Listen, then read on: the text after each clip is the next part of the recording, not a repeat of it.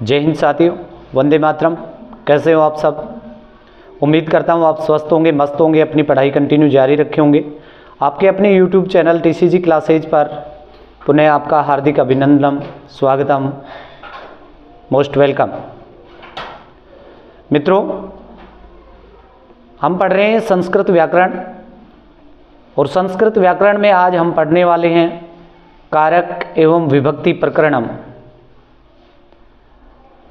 यह बहुत ही महत्वपूर्ण सेशन रहने वाला है, अतः आपसे आग्रह है कि वीडियो को बिना स्किप किए कंटिन्यू देखना है। इस वीडियो में आज हम सीखने वाले हैं विभक्ति और कारक, दोनों को बहुत डिटेल से हम पढ़ने वाले हैं। दोस्तों, ट्रिक के माध्यम से, विशेष सूत्रों के माध्यम से हम विभक्ति प्रकरण को क्लियर करेंगे। तो आइए शुरुआत करते हैं। और यदि आपने हमारी पहले वाली क्लासें संधि प्रकरणम और समास प्रकरणम नहीं पढ़ा हो तो YouTube की प्लेलिस्ट चैनल पर जाकर के आप उनको देख सकते हैं और अपनी पढ़ाई में इम्प्रूवमेंट कर सकते हैं। तो आइए बिना देरी के शुरुआत करते हैं कारक एवं विभक्ति प्रकरणम। कारक एवं विभक्ति प्रकरणम। मित्रों, मैं आपको याद दिला देता हूं, यह जो सेशन है वो स्कूल स्तर पर और भर्ती प्रतियोगिता परीक्षाओं दोनों के लिए बहुत ही महत्वपूर्ण रहने वाला है। सबसे पहले बात करते हैं हम कारक की। कारक क्या होता है? तो संस्कृत के अंदर क्रियाम जनकत्वम कारकम, ये इसकी परिभाषा होती है संस्कृत के अंदर। हालांकि भर्ती प्रतियोगिता परीक्षाओं में इस प्रकार से प्रश्न नहीं पूछा जाता है परिभाषा से रिलेटेड, फिर भी आपको ध्यान रहना चाहिए। क्रियाम जनकत्वम कारकम, अर्थात क्रिया का जो जनक होता है, क्रिया को जन्म देने वाले को कारक कहते हैं। ओके, अब यदि हम बात करें कि कारक कितने होते हैं, कारक कितने होते हैं, कौन कौन से होते हैं, तो कारक यदि हम संस्कृत की बात करें तो संस्कृत के अंदर 6 कारक होते हैं। कारक 6 ही माने जाते हैं, जबकि हिंदी के अंदर कारक की संख्या पूछी जाए तो वहाँ पे आपका आंसर होगा 8। इसको विशेष तौर पे आपको याद रखना है, बहुत बार प्रश्न पूछा गया है और कन्फ्यूजन हो जाता है, तो आपको ये क्लियर कर लेना है कि संस्कृत के अंदर 6 प्रकार के कारक होते हैं और हिंदी के अंदर कारकों की संख्या 8 होती है। कौन कौन से होते हैं उन पे हम चर्चा करेंगे, कौन कौन से नहीं होते हैं उन पे भी हम चर्चा करेंगे। संस्कृत के अंदर 6 कारक कर्ता, कर्मम, करणम, संप्रदानम तथैव च अपादानम, अधिकरणम इत्याहु कारकाणि षट्। ये 6 कारक माने जाते हैं, अर्थात कर्ता, कर्म, करण, संप्रदान, अपादान और अधिकरण। इस प्रकार से संस्कृत के अंदर इनकी संख्या होती है 6। दोस्तों, कौन कौन से कारक को संस्कृत में शामिल नहीं करते हैं तो आपको ध्यान रखना है। एक तो संबंध और दूसरा संबोधन, संबंध और दूसरा संबोधन, इन दोनों को ही संस्कृत में कारक में शामिल नहीं किया जाता है। जब संख्या पूछी जाती है तो वहां पे संख्या होगी 6। प्रश्न इस प्रकार से बन सकता है कि कौन कौन से कारक हैं जो संस्कृत के अंदर माने जाते हैं, तो वहां पे आपको ध्यान रखना है कर्ता, कर्म, करण, संप्रदान, अपादान और अधिकरण। कौन से नहीं हैं तो वहां पर आपको ध्यान रखना है संबंध कारक और संबोधन, इन दोनों को संस्कृत में शामिल नहीं किया जाता है। ये इसका आपको विशेष ध्यान रखना है। अब कारक की परिभाषा होगी। कारक कौन कौन से होते हैं उनको हमने देख लिया। संस्कृत में संख्या 6 और हिंदी के अंदर संख्या 8। उसके बाद में एक आपको टेबल दिखाई दे रही होगी। इस टेबल के माध्यम से हम एक बार देखेंगे कि कौन कौन सी कारक होते हैं, उनका पहचान चिन्ह क्या होता है और उनमें कौन सी विभक्ति प्रयुक्त होती है। कई बार सीधा सीधा प्रश्न पूछा जाता है कि करण कारक में कौन सी विभक्ति लगेगी, तो वहां पे आपको ये ध्यान होना चाहिए, याद रहना चाहिए कि कर्ता कारक है उसमें प्रथमा विभक्ति, कर्म में द्वितीया, करण में तृतीया, संप्रदान में चतुर्थी, अपादान में पंचमी, संबंध जिक्र होता है तो वहाँ पे षष्ठी विभक्ति होती है, अधिकरण में सप्तमी, और संबोधनम जो होता है उसमें विशेष तौर पे प्रथमा विभक्ति मानी जाती है, प्रथमा विभक्ति होती है। ठीक है, साथ साथ में आपको ये पहचान चिन्ह है, इनको भी याद रखना है। हिंदी से संस्कृत बनाते समय या फिर संस्कृत से हिंदी में ट्रांसलेट करते समय इनकी बहुत जरूरत पड़ती है, तो ध्यान रखना है। और हिंदी में तो सीधा सीधा प्रश्न भी पूछ लिया जाता है कि जो कर्ता कारक है उसका पहचान चिन्ह क्या है, या फिर संप्रदान कारक है उसका पहचान चिन्ह क्या है, तो इसको आपको अच्छे से याद रखना है। इसको आपको भली भांति नोट कर लेना है। ध्यान से एक बार मैं दोबारा से रिपीट कर रहा हूं, देख लेना। कर्ता पहचान चिन्ह हो गया ने, कर्ता कारक का पहचान चिन्ह हो गया ने। विभक्ति की बात की जाए तो प्रथमा विभक्ति। कर्म कारक पहचान चिन्ह को, विभक्ति की बात करें तो द्वितीय विभक्ति। ये तो आपने पहचान चिन्ह छोटी क्लासों के अंदर भी आपने अच्छे से सीखा होगा। कर्ता, ने, कर्म, को, करण, से यानी किसी साधन के द्वारा जब क्रिया होती है, के द्वारा का भाव प्रदर्शित करने के लिए करण कारक होता है।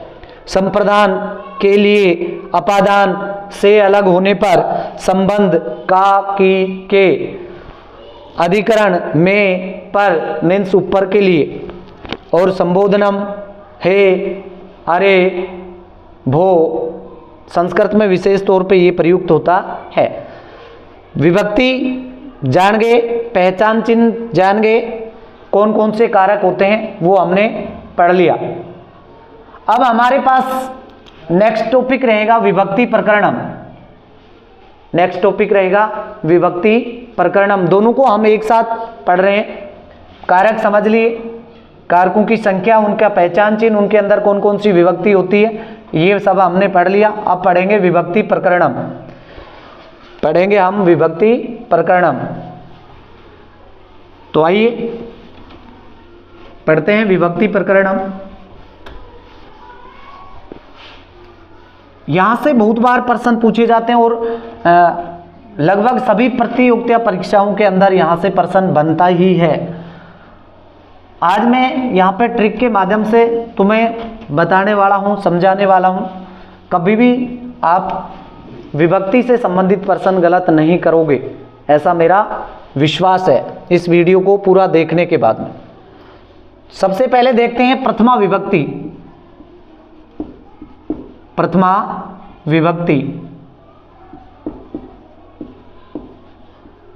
प्रथमा विभक्ति, यहां से केवल आप विभक्ति प्रकरणम पढ़ेंगे। प्रथमा विभक्ति यानी प्रथमा विभक्ति का प्रयोग कहां कहां होता है, इसको हमें देखना है। प्रातिपदिक, प्रातिपदिक, लिंगम,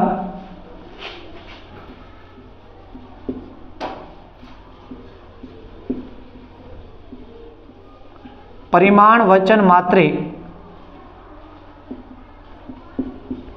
परिमाण वचन मात्रे,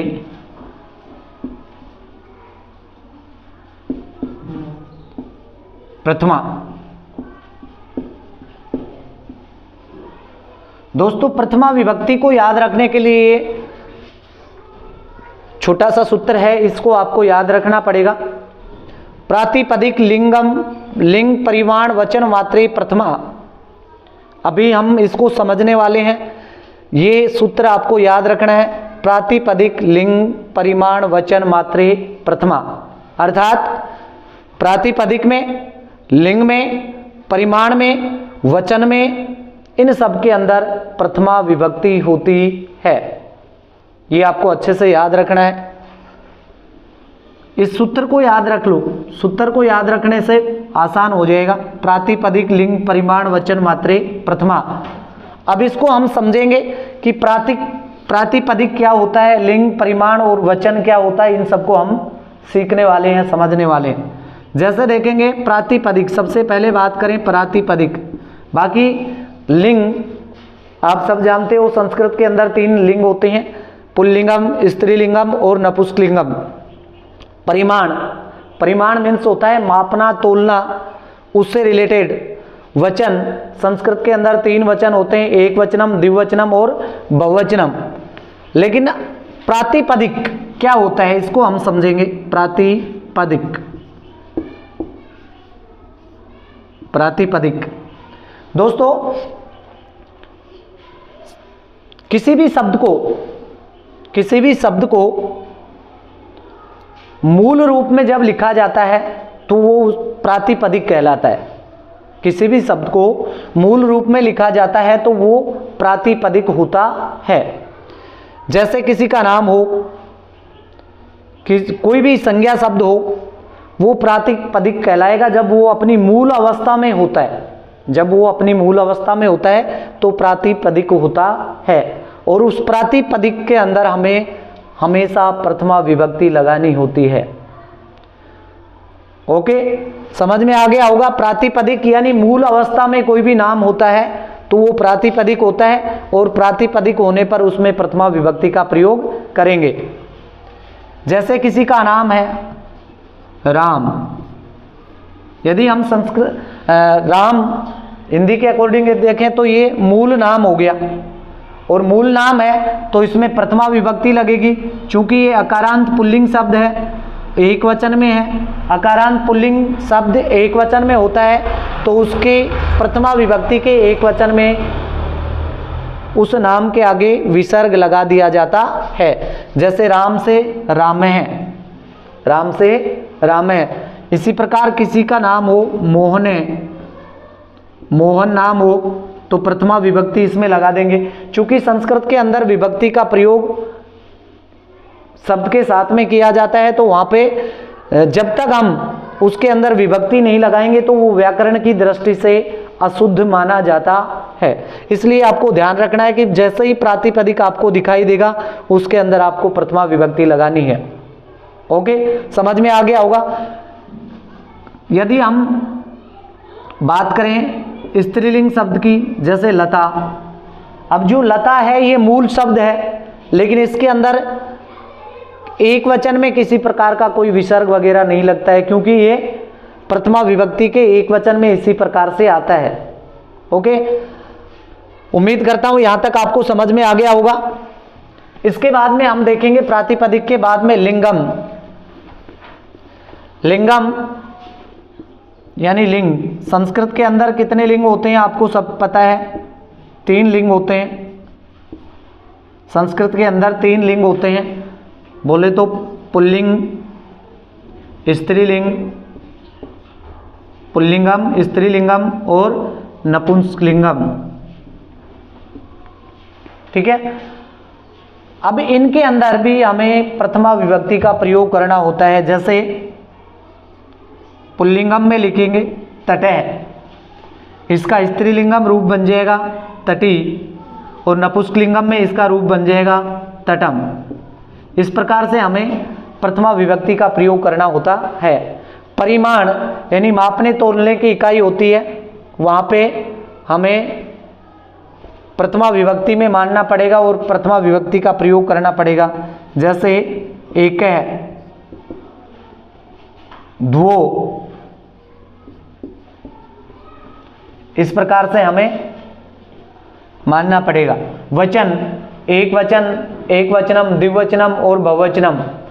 जैसे राम है, एक वचनम हो गया प्रथमा विभक्ति में, इसका द्विवचन बनेगा रामो। और इसी का बहुवचन बनेगा रामः। इस प्रकार से प्रातिपदिक, लिंग, परिमाण, वचन, इन सब के अंदर प्रथमा विभक्ति का प्रयोग किया जाता है। साथ में आपको ध्यान रखना है संबोधन के अंदर भी प्रथमा विभक्ति का प्रयोग किया जाता है। इसके अतिरिक्त संबोधन जो होता है उसमें भी प्रथमा विभक्ति का प्रयोग किया जाता है, ये भी आपको ध्यान रखना है। संबोधनम जो होता है उसमें भी प्रथमा विभक्ति होती है। उम्मीद करता हूं प्रथमा विभक्ति आपको समझ में आ गई होगी। अब देखेंगे हम द्वितीय विभक्ति, आप पढ़ेंगे हम द्वितीय विभक्ति। जितनी भी भर्ती प्रतियोगिता परीक्षाएं होती हैं या स्कूल स्तर पे भी बात करें, कक्षा 10th के अंदर, 12th के अंदर, तो अभी तक प्रथमा विभक्ति से संबंधित प्रश्न नहीं बना है। विशेष तौर पे कक्षा 10 और 12 की बात करें तो अभी तक कभी भी प्रथमा विभक्ति से संबंधित प्रश्न नहीं आया है। उसको मोटे तौर पे आपको याद रख लेना है, केवल उसके जो सूत्र लिखवाया है वो याद होना चाहिए। हो सकता है कि आगे आने वाले समय में आ जाए, लेकिन बहुत कम चांस है। द्वितीय विभक्ति से संबंधित सबसे ज़्यादा प्रश्न आते हैं, द्वितीय विभक्ति से संबंधित सबसे ज़्यादा प्रश्न आते हैं और यहाँ पे हमें कन्फ्यूजन भी रहता है। तो आज हम यहाँ पे उस कन्फ्यूजन को बिल्कुल क्लियर कर लेंगे। द्वितीय विभक्ति में देखिए, इसके लिए कुछ वर्ड्स हैं उनको आपको याद रखना है।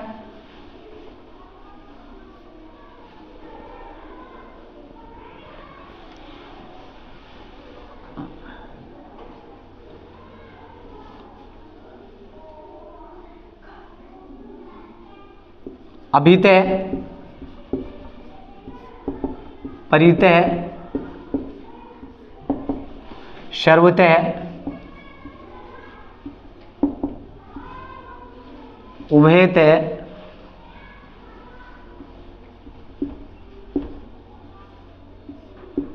उभयतय, अभितय, परितय, सर्वतय, उभयतय, अग्रतय, पृष्ठतय,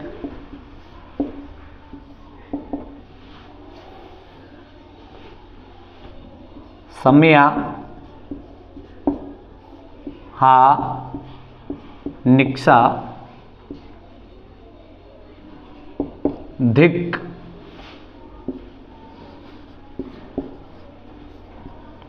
प्रति। इस प्रकार के जो शब्द आपको वाक्य के अंदर दिखाई दे दें और वहाँ पे आपको विभक्ति प्रयुक्त करने के लिए कहा जाए तो आपको हमेशा द्वितीय विभक्ति प्रयुक्त करनी है। कर्म कारक में द्वितीय विभक्ति होती है, लेकिन साथ में अभितय, परितय, सर्वतय, उभयतय, ये सारे दिशा सूचक हैं, ये सब दिशा सूचक शब्द हैं, दिशा को बताने वाले। जैसे अभितय, अभितय का अर्थ होता है सामने, अभितय मीन्स होता है सामने। परितय, परितय का अर्थ होता है चारों ओर, परितय मीन्स चारों ओर। सर्वतय यानी सब ओर। उभयतय दोनों ओर। इसी प्रकार से अग्रतय यानी आगे से, पृष्ठतय यानी पीछे से। सम्या, सम्या जो होती है ये होती है शर्त, कंडीशन, उसके लिए यूज किया जाता है। तो सम्या के साथ में भी द्वितीय विभक्ति का प्रयोग करेंगे। हा के साथ में भी हाई, यहाँ पे भी द्वितीय विभक्ति का प्रयोग करेंगे। निक्सा यानी समीप के लिए भी हम द्वितीय विभक्ति का प्रयोग करेंगे। धिक, धिक्कारना, और प्रति, इन सब के साथ में हमेशा और हमेशा द्वितीय विभक्ति का प्रयोग होता है। यहाँ बहुत ज़्यादा कंफ्यूजन होता है। हिंदी का सेंटेंस होगा, हिंदी का वाक्य होगा और उसको आप संस्कृत में बढ़ाओगे तो वहाँ पे आपको बहुत ज़्यादा दिक्कत होती है। लेकिन ये ध्यान रखना है, ये ध्यान रखना है कि इनका जब भी इन शब्दों का आप इस्तेमाल करोगे तो वहाँ पे आपको और किसी विभक्ति को छोड़ करके केवल द्वितीय विभक्ति में ही आपको करना होता है। देखिए जैसे अभितय, अभितय का अर्थ होता है सामने। एक सेंटेंस हो गया, विद्यालय के सामने, विद्यालय के सामने बगीचा है, विद्यालय के सामने बगीचा है। इसको आप ट्रांसलेट करना चाहो, हिंदी में इसका रूपांतरण करना चाहोगे तो आप क्या करोगे कि विद्यालय है, ये कर्ता कारक हो गया, प्रथमा विभक्ति लगा देंगे, विद्यालय, विद्यालय, ठीक है। उसके बाद में आपको जैसे ही के दिखाई देगा सीधा सीधा आप भगोगे संबंध कारक की ओर, के, का, की, के, षष्ठी विभक्ति, और आप सीधा सीधा फिर षष्ठी विभक्ति का प्रयोग करोगे। तो यहां पे क्या कर दोगे तुम, विद्यालय से अभितय उपवनम अस्ति, इस प्रकार से आप करोगे और आपका आंसर हो जाएगा गलत। क्यों? उसका कारण ये है अभितय, उसका कारण है अभितय, क्योंकि अभितय जो है उसके साथ में तो हमेशा द्वितीय विभक्ति का प्रयोग होता है, षष्ठी विभक्ति का कहीं कोई प्रयोग होता ही नहीं है। तो इसको किस प्रकार से करेंगे, इस वाक्य को विद्यालय से के स्थान पे क्या करेंगे, विद्यालयम, द्वितीय विभक्ति लगा देंगे, विद्यालयम अभितय। कारण भी पूछा जाता है बोर्ड की कक्षाओं में, कारण भी पूछा जाता है कि इसका क्या कारण है द्वितीय विभक्ति का आने का। प्रश्न इस प्रकार से दे देगा, अंडरलाइन करके बोलेगा कि विद्यालयम है, इसमें कौन सी विभक्ति है और उस विभक्ति का कारण क्या है, उस विभक्ति का कारण क्या है। तो आपको कारण बताना है अभितय, इस अभितय के कारण विद्यालय है वो विद्यालयम में द्वितीय विभक्ति में चेंज हो गया। विद्यालयम अभितय उपवनम अस्ति, उपवनम अस्ति। इसी प्रकार से परितय आ सकता है, परितय का अर्थ होता है चारों ओर, यानी जैसे ये दे दिया जाए कि विद्यालय के चारों ओर खेत हैं, विद्यालय के चारों ओर खेत हैं, तो उस समय आप क्या करोगे, विद्यालय के चारों ओर, के दिखते ही षष्ठी विभक्ति की ओर आपका रुख बनेगा और वहां पे आपका आंसर हो जाएगा गलत। आप विद्यालय से करोगे आपका आंसर होगा गलत।